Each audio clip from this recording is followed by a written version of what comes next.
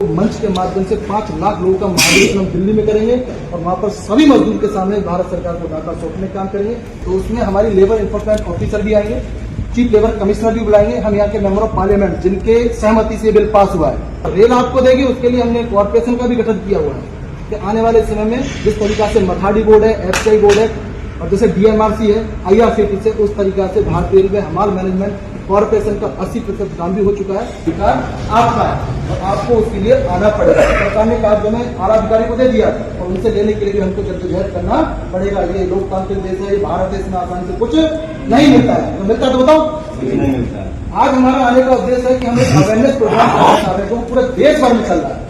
Awareness programme का मतलब है कि जागरूक अपने सिर्फ भाइयों को अपने हितों की जानकारी देना, उनके लाभों की जानकारी देना, ताकि वो जागरूक हो, आगे बढ़े, उन चीजों को ले। तो उसमें हमारी लेबर इन्फोर्समेंट ऑफिसर भी आएंगे, चीफ लेबर कमिश्नर भी बुलाएंगे, हम यहाँ के मेंबर ऑफ पार्लियामेंट जिनके सहमति से बिल पास हुआ है।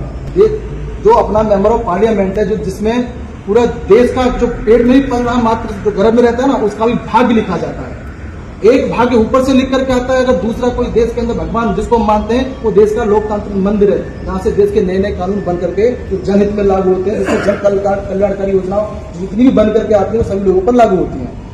तो अब अवेयरनेस प्रोग्राम में आकर के खुद हमारे जो अपने संगठन के महामंत्री जी वो खुद आएंगे, वो आपको बताएंगे कि क्या क्या तुमको करना है, किस तरीका से इन चीजों को आपको लेना है। आपके जो कॉन्ट्रैक्टर साहब हैं उनसे भी हम संपर्क करेंगे कि भाई आपके अधीन काम करते हैं, उसमें स्पष्टली कहा गया है कि रेल परिसर में या किसी भी डिपार्टमेंट में, डिपेंड ये नहीं रेल में कहीं भी काम करता हो, अगर वहाँ कोई एम्प्लॉयर का रिलेशन नहीं, पर जिसके काम करने से जिसको लाभ मिलता हो वहां पर प्रिंसिपल वही मान्य होगा और उसको वो चीज देना ही पड़ेगा। या तो रेल आपको देगी, उसके लिए हमने कॉर्पोरेशन का भी गठन किया हुआ है कि आने वाले समय में जिस तरीका से मथाड़ी बोर्ड है, एफसीआई बोर्ड है और जैसे डीएमआरसी है, आईआरसीटीसी से, उस तरीका से भारतीय रेलवे हमाल मैनेजमेंट कॉर्पोरेशन का 80% काम भी हो चुका है, जिसके लिए सरकार ने हमसे डाटा मांगा है। हम पूरे देश में डाटा कलेक्ट कर रहे हैं। डाटा कलेक्ट करके भारत सरकार को मंच के माध्यम से 5 लाख लोगों का महाधिवेशन हम दिल्ली में करेंगे और वहाँ पर सभी मजदूर के सामने भारत सरकार को डाटा सौंपने का काम करेंगे। जो श्रमिक भाई अभी तक सब्सक्राइब नहीं किए हैं उनसे रिक्वेस्ट है कि आप सब्सक्राइब करें, बेल आइकन दबाएं, जो कि सही टाइम पे आपको सही न्यूज जो है